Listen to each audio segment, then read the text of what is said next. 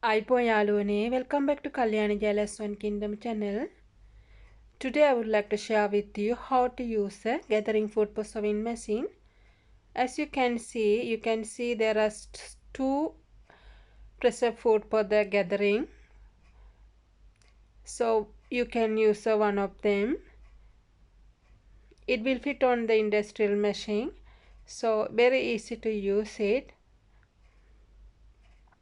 ඉතින් මෙතන තියෙන ෆුඩ් දෙකෙන් කැමති ෆුඩ් එකක් ඔයාලට පාවිච්චි කරන්න පුළුවන්. මෙතන මේ නට් එක තියෙන ෆුඩ් එක පාවිච්චි කරනවා නම් මේ ස්ක්‍රූ එක තියෙන ඒක අපි ඉදිරියට තද කරනකොට අපිට වැඩියෙන් රැලි හදා ගන්න පුළුවන්. ඉදිරියට ගොඩක් තද කෙරුවොත් ගොඩක් රැලි අපිට ඇති හදා ගන්න පුළුවන්. ඉතින් ඔයාලට ඒක ආකාර කිහිපයකට ලූස් කරගන්නත් තද කරගන්නත් පුළුවන්.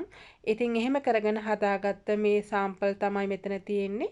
මම ඔයාලට පෙන්නනවා කොහොමද මේක මැෂිමට සවි කරගන්නෙත් ඒ වගේම මහගන්නෙත් කියලා. ඉතින් හරිම ලේසි. ඉතින් මේ තියෙන්නේ ෆුට් එක තමයි.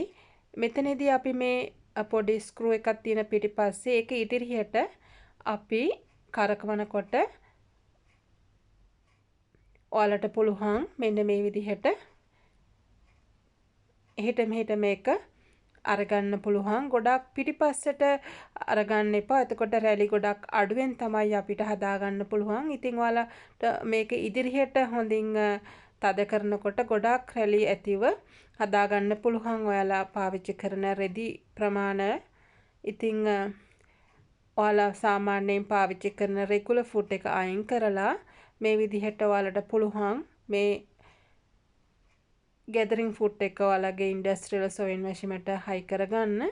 ඉතින් හරිම පහසුවෙන් මේක කරගන්න පුළුවන්.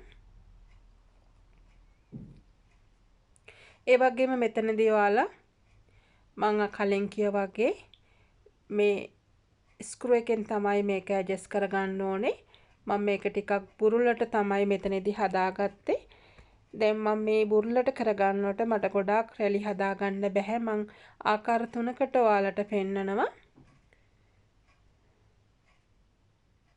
ඔයාලට ගොඩාක් රැලි ඕන නම් මේක ඉදිරියට තද කරන්න.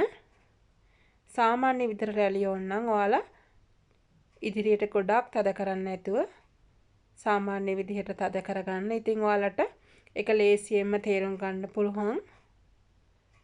ඉතින් මේ වගේ සාම්පල් තුනක් මම ඔයාලට මහලා පෙන්නනවා මේ ෆුඩ් එකෙන්. මෙතනදී ඔයාලට පේනවා මම ආයෙත් මේ මගේ ස්ක්‍රූ එක මෙතන තියෙන එක ඇඩ්ජස්ට් කරගත්තා. මෙතනදී මම ගොඩාක් බුරුල් කරගත්තා. දැන් ඔයාලට පේනවා මගේ රැලි හරිම අඩුවෙන් තමයි මට මහ ගන්න පුළුවන්.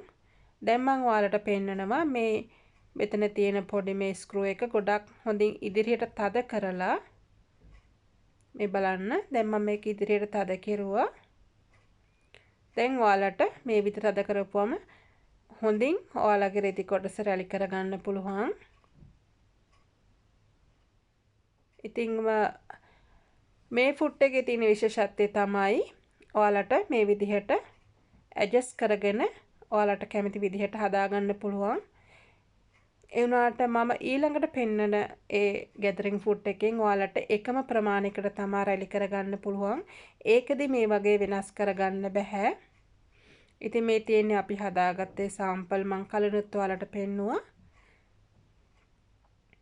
ඉතින් මේ විදිහට ඔයාලට දැන් පුළුවන් ඉන්ඩස්ට්‍රියල් මැෂිමෙන් උත් මේ වගේ පහසුවෙන්ම රෙදි කොටස් රැලි කරගන්න. දැන් මම මේ ඔයාලට පෙන්නන්නේ මගේ දෙවෙනි ෆුඩ් එක. මෙතන මැද පොඩි හිලක් තිබුණා ඔයාලා දැක්කා. මෙතනදී එකම විදිහට තමයි අපිට රැලි කරගන්න වෙන්නේ. මේක ඇඩ්ජස්ට් කරගන්න බෑ කලින් ෆුඩ් එක වගේ. ඉතින් හොඳින් රැලි වෙනවා. ඒ වුණාට මේක ගොඩාක් අපිට ඇඩ්ජස්ට් කරගන්න බෑ. මතක තියාගන්න මේක කරනකොට නූල් ලොකුවට දාගන්න ඕනේ. එතකොට තමයි අපිට මේක පහසුවෙන් කරගන්න පුළුවන්. ඉතින් මම 4ට දාලා තමයි මේ විදිහට මගේ දෙක් නූලෙන් මම මේ කොටස් මේ ෆුඩ් එක පාවිච්චි කරලා රැඩි කරලා ගත්තේ. ඉතින් මං හිතනවා ඔයාලා යම් දැනුමක් මේ වීඩියෝ එකෙන් ලබා ගන්න ඇති කියලා.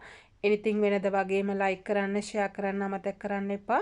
ඉදිරියේදී මම ඔක්කොම industrial machine වල food වර්ග වරින් වර ඔයාලට කියලා දෙනවා. Thank you so much for watching.